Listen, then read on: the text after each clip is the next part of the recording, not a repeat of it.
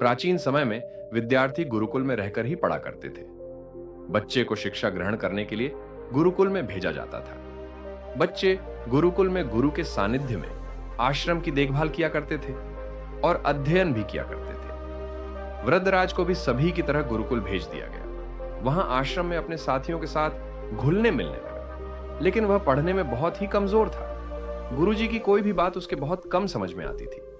इस कारण सभी के बीच वह उपहास का कारण बनता है। उसके सारे साथी अगली कक्षा में चले गए, लेकिन वो आगे नहीं बढ़ पाया। गुरुजी जी ने भी आखिर हार मानकर उसे बोला, बेटा वृद्धराज, मैंने सारे प्रयास करके देख लिए हैं। अब यही उचित होगा कि तुम यहां अपना समय बर्बाद मत करो। अपने घर चले जाओ और घर वालों की काम में मदद करो। वृद्धराज ने भी सोचा कि शायद विद्या मेरी किस्मत में नहीं है, और भारी मन से गुरुकुल से घर के लिए निकल गया। दोपहर का समय था। रास्ते में उसे प्यास लगने लगी। इधर उधर देखने पर उसने पाया कि थोड़ी दूर पर ही कुछ महिलाएं कुएं से पानी भर रही थी। वह कुएं के पास गया। वहां पत्थरों पर रस्सी के आने जाने से निशान बने हुए थे। तो उसने महिलाओं से पूछा, ये निशान आपने कैसे बनाए? तो एक महिला ने जवाब दिया, बेटे, ये निशान हमने नहीं बनाए। ये तो पानी खींचते समय इस कोमल रस्सी के बार बार आने जाने से ठोस पत्थर पर भी ऐसे निशान बन गए हैं। वृद्धराज सोच में पड़ गया।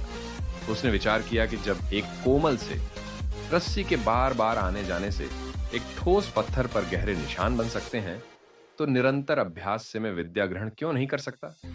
वृद्धराज ढेर सारे उत्साह के साथ वापस गुरुकुल आया और अथक कड़ी मेहनत की। गुरुजी ने भी खुश होकर भरपूर सहयोग किया। कुछ ही सालों बाद यही मंदबुद्धि बालक वृद्धराज आगे चलकर संस्कृत व्याकरण का महान विद्वान बना, जिसने लघु सिद्धांत कौमुदी, मध्य सिद्धांत कौमुदी, सार सिद्धांत कौमुदी, गीर्वाणपद मंजरी की रचना की। इस कहानी से हमें यह शिक्षा मिलती है कि दोस्तों, अभ्यास की शक्ति का तो कहना ही क्या है, यह आपके हर सपने को पूरा करेगी।